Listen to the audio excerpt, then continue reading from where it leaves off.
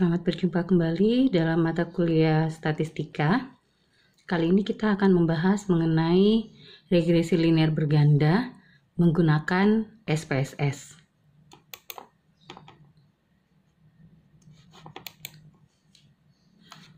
Oke, kita ambil contoh soal yang kemarin yang kita selesaikan dengan menggunakan rumus. Seorang manajer retail mau menganalisa tentang variabel mana yang paling menentukan besaran pendapatan di toko-tokonya. Ada 12 toko sebagaimana yang ada pada tabel, ya, ini ada 12 toko. Nah, pada tabel ini ditampilkan pendapatan di setiap toko dalam jutaan rupiah. Toko pertama 36 juta, toko kedua 39 juta, begitu seterusnya. Kemudian kolom ketiga ini menampilkan biaya iklan, ya, juga dalam bentuk juta. Jadi toko pertama menghabiskan 24 juta untuk biaya iklan, toko kedua 19 juta, begitu seterusnya. Kemudian kolom terakhir itu menunjukkan jumlah pegawai dari tiap toko. Toko pertama ada 13 pegawainya, toko kedua 15, dan seterusnya, ya. Nah, tentukan persamaan regresinya dan kesimpulan yang bisa diperoleh dari hasil persamaan regresinya. Dari sini kita melihat bahwa pendapatannya itu adalah variabel terikat atau Y. Nah, pendapatan ini dipengaruhi oleh dua hal yang kita mau teliti, yaitu biaya iklan dan jumlah pegawai. Kita simbolkan X1 dan X2. Jadi biaya iklan dan jumlah pegawai inilah yang dinamakan variabel bebas atau independent variable atau variabel yang mempengaruhi variabel terikat, ya. Jadi ini X1 dan X2. Karena jumlah variabel bebasnya lebih dari 1, berarti kita selesaikan atau kita mencari persamaan regresinya dengan menggunakan regresi linear berganda. Oke. Dengan menggunakan SPSS, yang pertama yang kita lakukan adalah pada variabel view, kita masukkan 3 variabel yang digunakan tadi, yaitu 1 variabel terikat dan 2 variabel bebas. Apa saja itu? Pendapatan, biaya iklan, dan jumlah pegawai.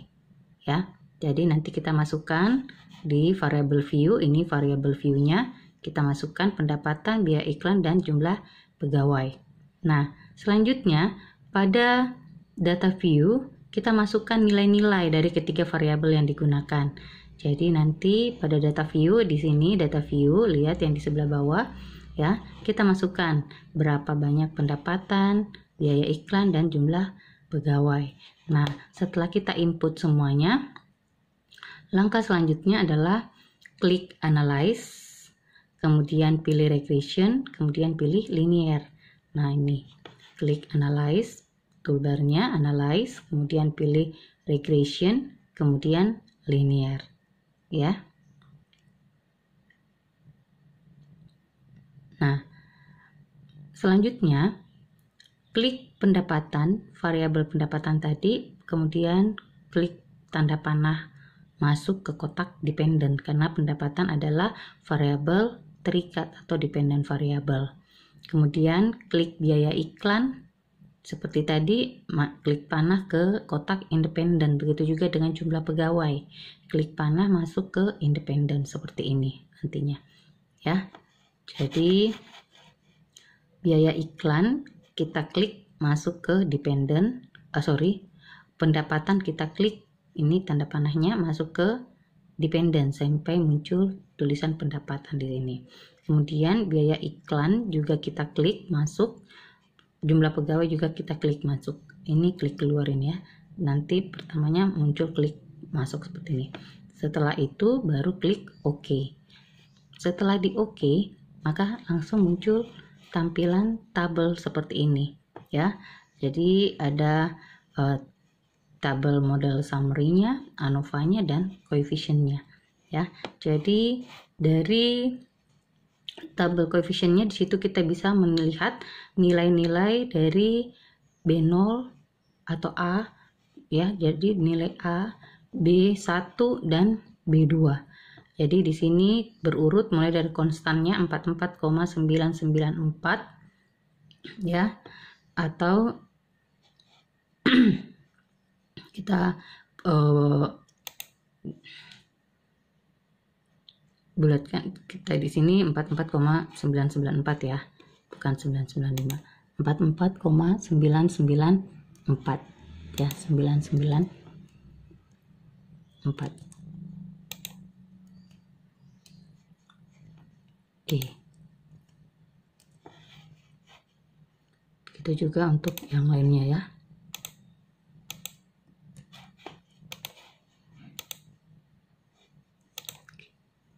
Sembilan sembilan empat, ini juga 994.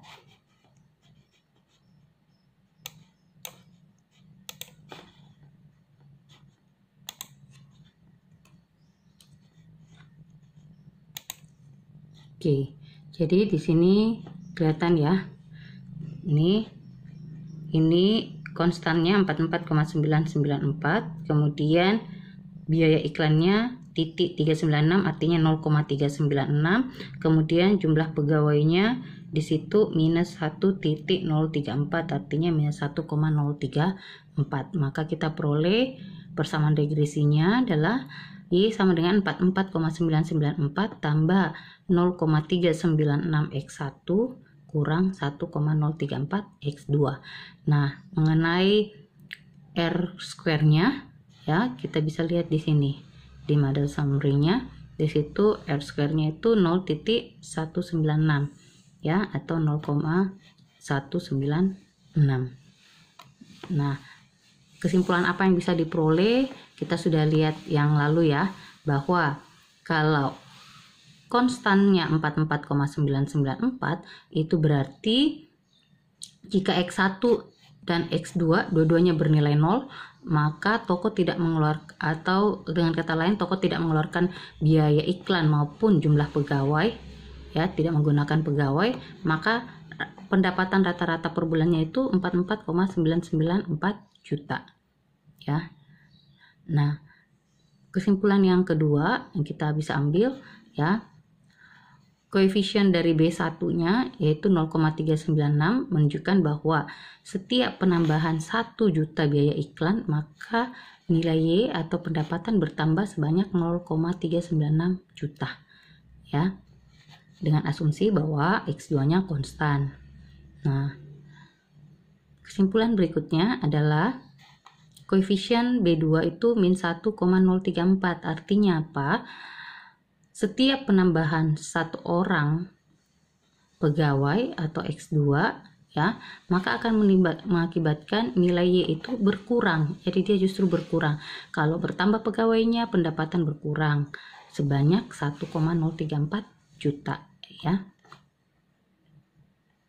Nah, koefisien determinansinya yang tadi R square-nya yaitu 0,196. Artinya apa?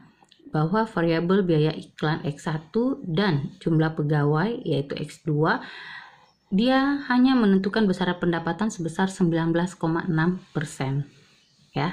Jadi masih ada yang besar lainnya, 80,4% lainnya itu variabel-variabel lain di luar biaya iklan dan jumlah pegawai yang menentukan besaran pendapatan ya. Oke, kita coba gunakan SPSS ya. Jadi pertama kita buka SPSS. Nah, pada variabel view di sini kita ketik tadi yang pertama adalah pendapatan. Kemudian yang kedua adalah biaya iklan.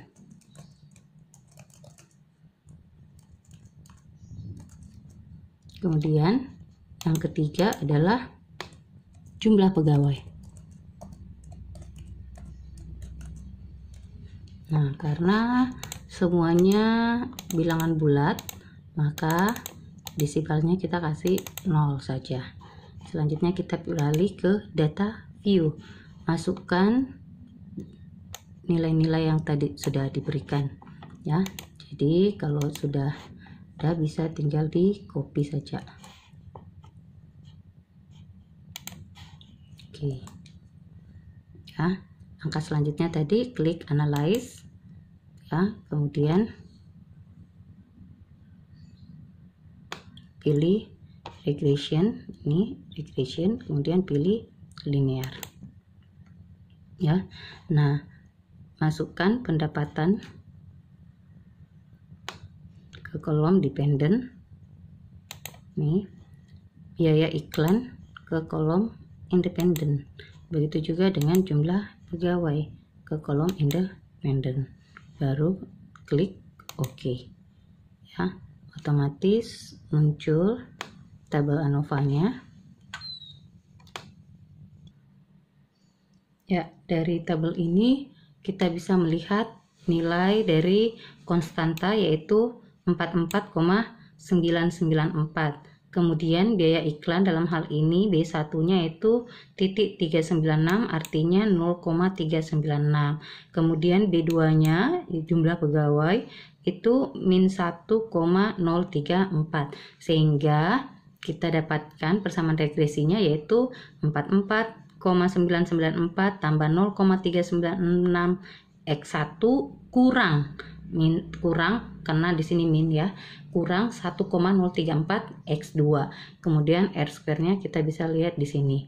Titik 196 berarti dia 0,196 ya. Oke.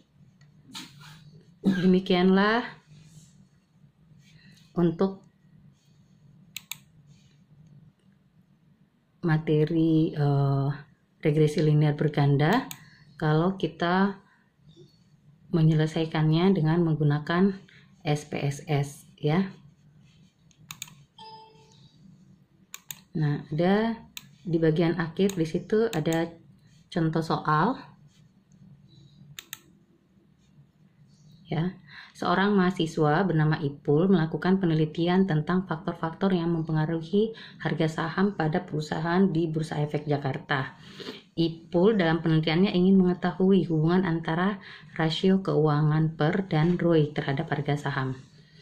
Dengan ini, Ipul menganalisis dengan bantuan program SPSS dengan alat analisis regresi linear berganda.